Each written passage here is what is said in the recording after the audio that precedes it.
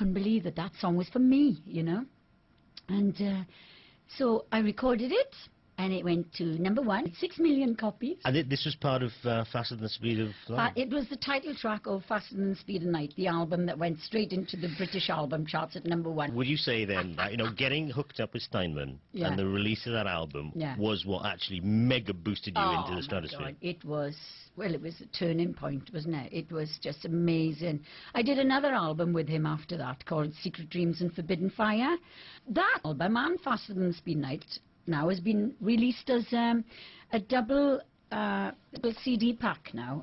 I just found out. My old record labels put it out, you know. Oh, we look forward to that. Yeah. Let's go back to the girl who used to listen to the radio in Skewin and Tina Turner. Have you met Tina Turner? Yes, a couple of times. How was that? What was that like? Oh, it was really fantastic. The first time I met her, I was in Germany, and this one, It's a Heartache was like #3 over there. And I was doing a TV show, and Tina Turner was on the same show. And when I walked into the... Because this was before her big comeback. Her big comeback, I think, was with... Let's Stay Together. Let's Stick Together, yeah. Anyway, it was before then. So she just left Ike, right? And she was like trying to make a comeback on her own. And this was before a big one. And I walked in, and she was on the stage rehearsing for the TV show, and she saw me walk in, started singing... It's a heartache, you know, and she's like, no. I'm looking at her thinking, Tina Turner's up there, take grief. I was chuffed. Anyway, I'd still got the photograph she signed for me and everything, you know. And anyway, the next time I saw her, we were on the Wogan show together. And the strange thing was, I had a red leather skirt on. I'm getting excited now. And blackfish. Steady on, girl. And... she had a black leather dress on with black fishnet on, you know. But of course, being Tina Turner, she had loads of outfits with her, I suppose, you know, because I didn't. I just took the one outfit. But she changed, and I thought it was so sweet. I thought it was wonderful. Party people! Oh, yeah. Playing the best music from the 60s to today. 102.1 Swansea Local Radio. Truly local radio, live from the heart of Swansea. 102.1 Swansea Local Radio. Binda in the presence of rock chick Bonnie Tyler. Rock chick. We picked up on the fact that Steinman was enraptured by the quality of your voice. Well, I didn't say enraptured, darling. You did. I've said that. All right. He really was taken with it, and he used it as an instrument in his work with you. But there's a story about your nodules. After I recorded Lost in France, and before I recorded It's a Heartache, I developed nodules, and I thought, I've just had a hit record, and all of a sudden now I've got nodules that I had to go to get them scraped off in a hospital, and 6 weeks your recovery time should be. But you know me, I talk too much, so it took me about 6 months, you know, before I could sing again. And when we went into the studio and I started singing It's a Heartache, like everybody was like, where did that voice come from? You know what I mean? It's much more husky than before. But it's my trademark, so, you know, it must be something to do with the voice, though, because... not just the song, because It's a Heartache was released by 3 other people before I managed to get my version of it out in America. One was done by Juice Newton, one was done by Ronnie Spector, and I always forget the other girl who she was. But anyway, they didn't play any of their versions, they played my version. So that huskiness that I ended up having after the operation must have been... just what that song needed, you know? Because that was my first hit record in America. You know, a lot of people died to have a hit record in America. I had mine first in the 70s. Yes, and then the 80s, and then 87. This whole... I hear, when we were got confirmation that you were going to be coming to have a chat... uniformly, men and women are huge fans of yours. Oh, that's nice. Where do you think that? Why is that? I it's across the board. In Swansea particularly, because they always see me around. I just go on with my shopping as normal. I go shopping on my own and things like that. And people know I haven't changed. Do you know what I mean? And I couldn't change anyway. I did try to change once. I went to elocution lessons. Can you believe it? This is another exclusive. When I was singing locally, I used to hate talking in between songs, right? I was so nervous and talking in between songs. You surprise me. Not nervous at all now, but I used to get really embarrassed talking in between songs because of my Welsh accent.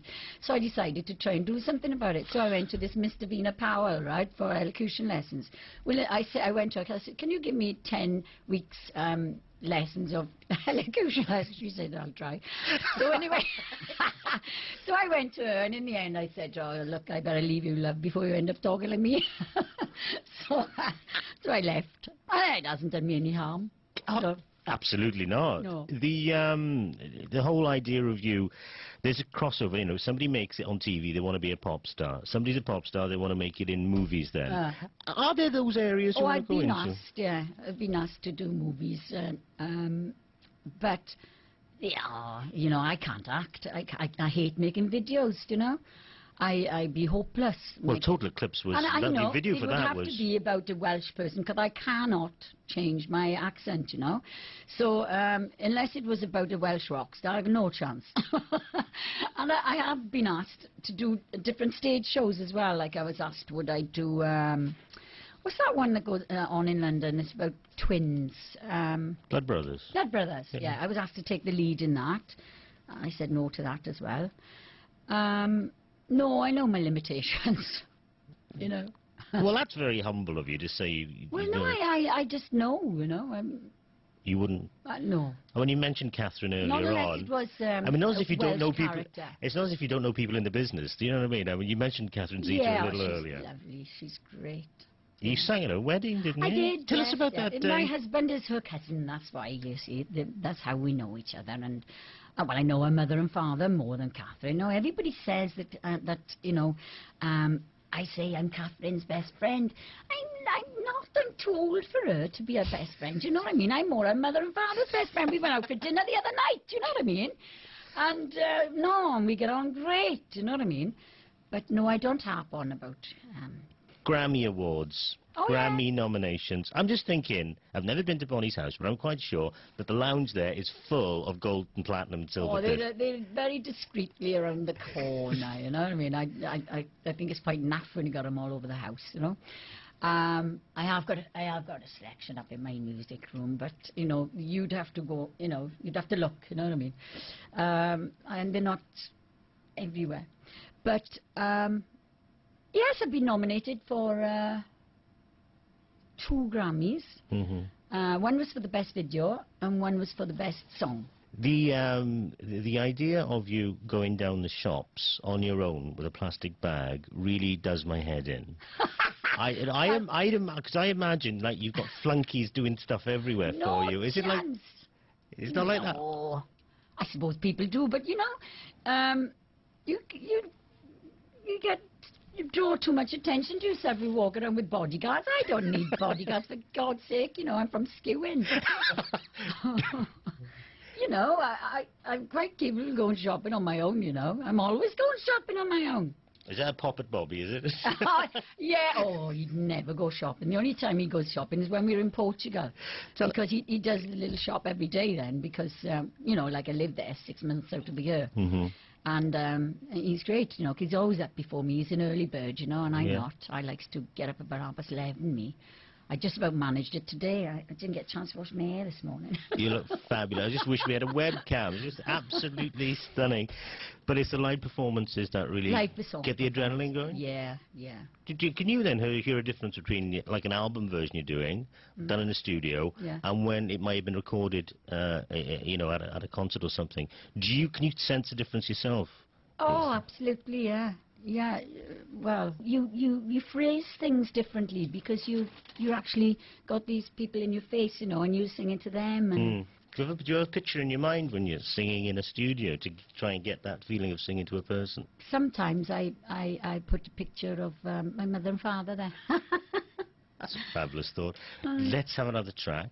And it's going to be the number you did with Todd Rundgren. Oh, yeah. What was that? Was that another connection through Steinman? This was a song that James Steinman wrote again. And, like, the first time I met Todd Rundgren was really strange because he came into the studio and he'd just been to the Rocky Horror and he came in with the skirt shorter than this one even, and this is short enough. And he had stockings and suspenders on and God knows what. I thought, what? Anyway, Todd Rundgren singing Loving You's a Dirty Job, but somebody's got to do it with me.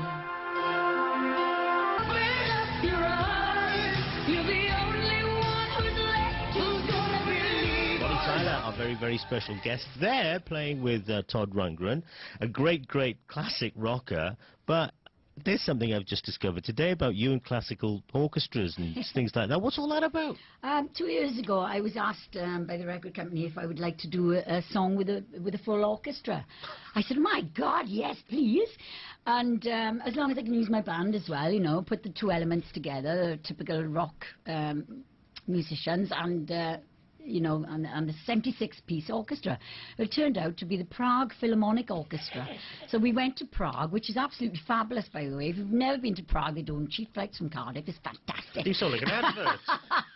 It's worth it, I tell you what. Right, the trouble is, a lot of stag nights going over there at the moment, isn't it? Right. But oh, it's a fantastic place. Anyway, I was there and I recorded with the Prague Philharmonic Orchestra, and I sang live with the orchestra, right? You know, for the feel, you know what I mean, to get the right tempo and everything like that. And then then my band were put on the top of it. But I've got, it's a selection of 13 of my all-time favourite songs. The album's called Heartstrings. But I love the blues, you know, and one day I would love to make a blues album. And there's one particular blues song on there. It's an old Fleetwood Mac song. It's called I Need Your Love So Bad. I love it so much. I wish you'd play it. We could do that right now.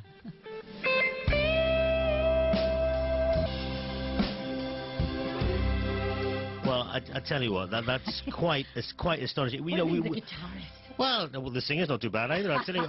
But the thing is, a girl who started off with Bobby Wayne and the Dixies and the Townsmen, right, has now got as a backing band the Prague Philharmonic. I mean, how extraordinary a story is yours? It was such an incredible experience, yeah. We're bringing you right up to date now. Right up to date, because at the top of the show we talked about your huge success in Belgium and France. And Switzerland. With the #1 Si Demain. Yes. We've got a copy here. Are we going to be able to buy this #1 in the British shops? Is it well, available? I'm making a new album at the moment, right? And we are releasing it in, I think it's March. I think it's on Sony in March. And I don't think we're allowed to put this version on there, but I've just done a version with an opera singer in Australia, which is coming out in March as well, so we might stick that one on instead. All in time for St. David's Day. Well, thank you very, very much for really enjoyed it. It's been lovely to listen to some of my favourite songs of other people as well, you know. It's super. Thank you very much indeed. Thank you. Every success for your future and the new releases, and you're going to be, we're going to be fans of yours forever and ever. Well, thank you. I'm going for lunch now. See you tomorrow.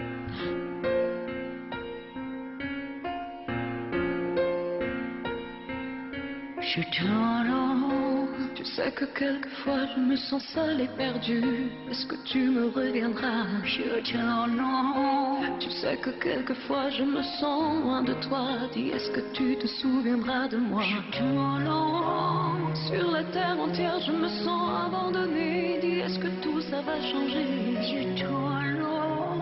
Pour habiter ma solitude de mon mieux, moi qui ne sais qu'être deux. J'ai peur de toi.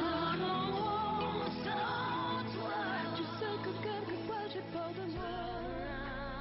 Every now and then I get